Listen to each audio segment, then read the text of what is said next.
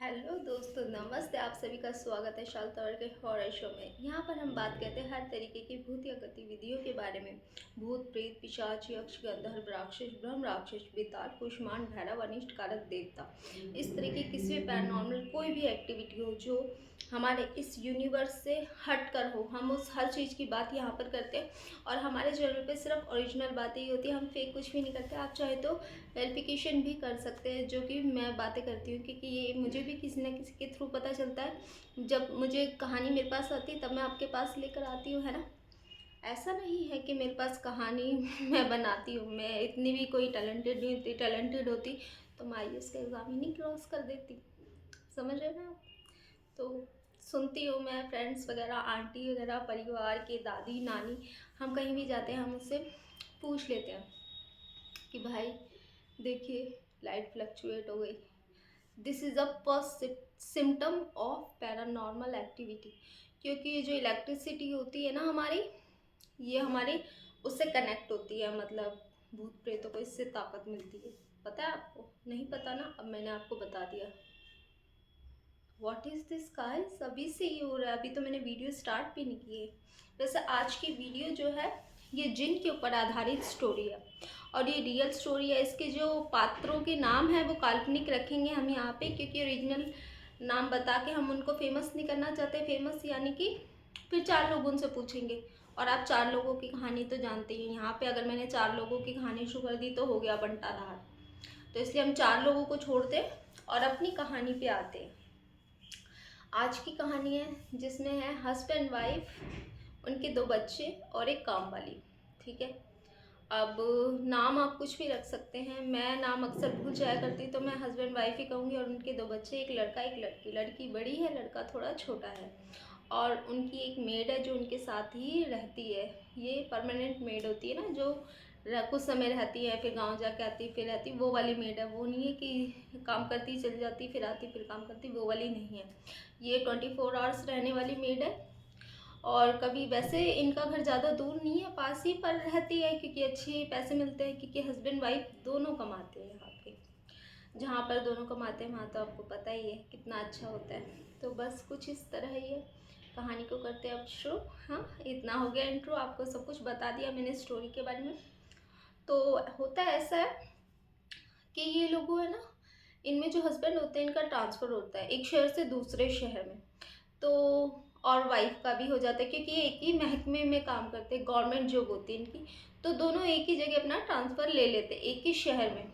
अब उस शहर में रहना है इनको, तो रहने के लिए घर भी खरीद लेते हैं, क्योंकि किराए पे रहना इनको अच्छा नहीं लगता।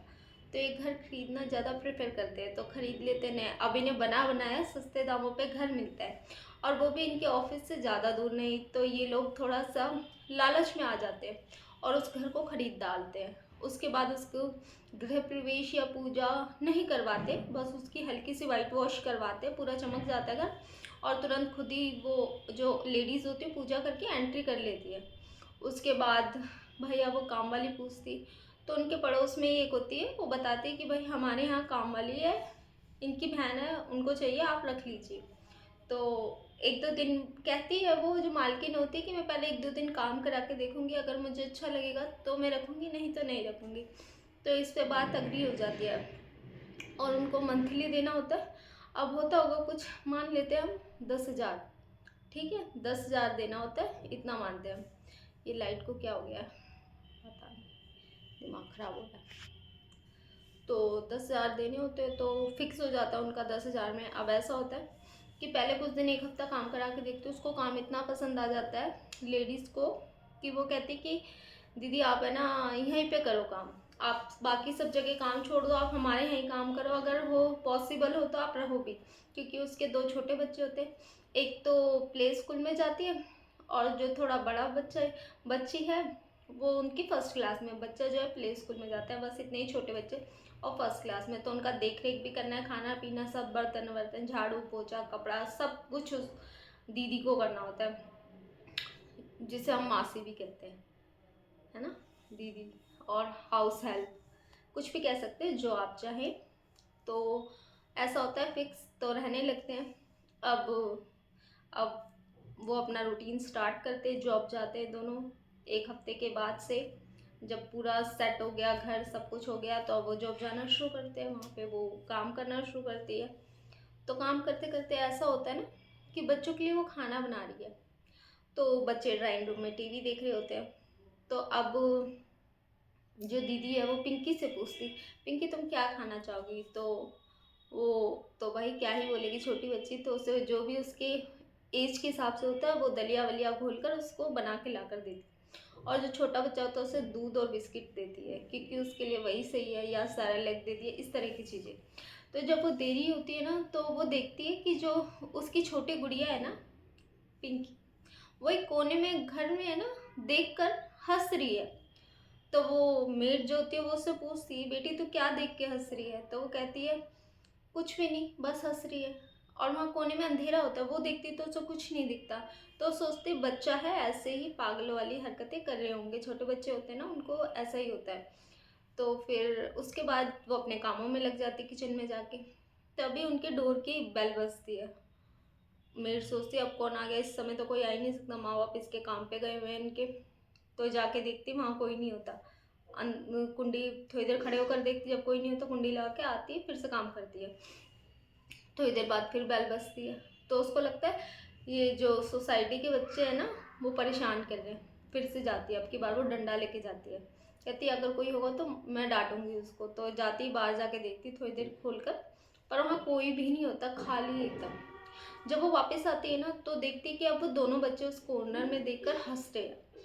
तो उससे पूछते क्या है वहाँ, तो कुछ नहीं बोलते, बस हंस रहे होते हैं। तो ये वाली बात वो है ना अपनी मालकिन को बताती है कि मैडम ऐसे है कि आपके है ना बच्चे दोनों दीवार की तरफ देखकर हंस रहे, क्या हो गया, कुछ प्रॉब्लम है क्या इनके साथ? तो मालकिन कहती है नहीं ऐसा तो कुछ भी नहीं है, ऐसा कुछ होता तो हम आपको पहले बता देते, मेरे बच्चे तो नॉर्मल है। तो तभी वो काट देती है फ़ोन। फिर रात को वो हस्बैंड वाइफ दोनों आते हैं, तो उसके पति से पूछती है कि भाई ऐसे ऐसे बात हुई है, सारी बात बताती कि आपके बच्चे ऐसे कोने में देख के हंस रहे थे जब मैं उनको खाना लेकर गई, और ऐसे हुआ और वैसे हुआ। तो फिर वो कहते हैं कि अभी तो हम थक के हैं, आप हमें पानी पिला दीजिए, वैसे ऐसा कुछ नहीं है, आप ऐसे ही सोच रहे होंगे, नया नया है ना माहौल सब कुछ, इसीलिए। तो ये बात भी आई गई हो जाती है, जैसे और बातें होती है। तो अब ऐसा होता है ना, ठीक है, कुछ दिन ऐसे ही बीतते हैं, हफ्ता भर। फिर उसके बाद है ना, उसको वो ये वाली बात है ना, अचानक उसकी एक फ्रेंड का फ़ोन आता है, जो मेड दीदी होती है। तो वो अपनी फ्रेंड को बताती है, यार मैं जिस घर में काम करती हूँ ना, वहाँ पे बच्चे हैं, वो पूरे दिन ठीक रहते हैं, पर जब उनके पेरेंट्स चले जाते हैं ना दोपहर के समय 12 से 3 के बजे, जब वो कार्टून वगैरह देख रहे होते हैं, उस समय वो है ना ड्राइंग रूम में कॉर्नर में देख के हंसते हैं। तो उसकी जो फ्रेंड होती है वो कहती है यार मुझे कुछ सही नहीं लग रहा, ये कुछ पैरानॉर्मल चीज़ है, तू एक काम कर, ऐसे करके देख, मतलब कुछ टोटका वगैरह बताती है उससे कि तू ऐसे करके देख, अगर ये रिजल्ट होता है तो समझ जाइए ये होगा। वो कहती है ठीक है। तो भाई वो जो धूनी होती है ना, वो बनाकर पूरे घर में जलाती है वो, ठीक है। और वो जैसे ही वो धूनी का धुआं घूमने लगता है ना पूरे घर में, तो बच्चे अचानक से डर जाते हैं, बच्चे रोने लगते हैं, जो उस औरत को पकड़ कर, जो दीदी होती है। तो बच्चों से पूछती है क्या हो गया, क्या हो गया, क्यों रो रहे हो, क्यों रो रहे हो, ऐसे करके चुप कराने लगती दोनों बच्चों को। तभी वो मालकिन को फ़ोन करती कि बहुत ज़्यादा रो रहे, चुप नहीं हो रहे, प्लीज़ आप आ जाइए।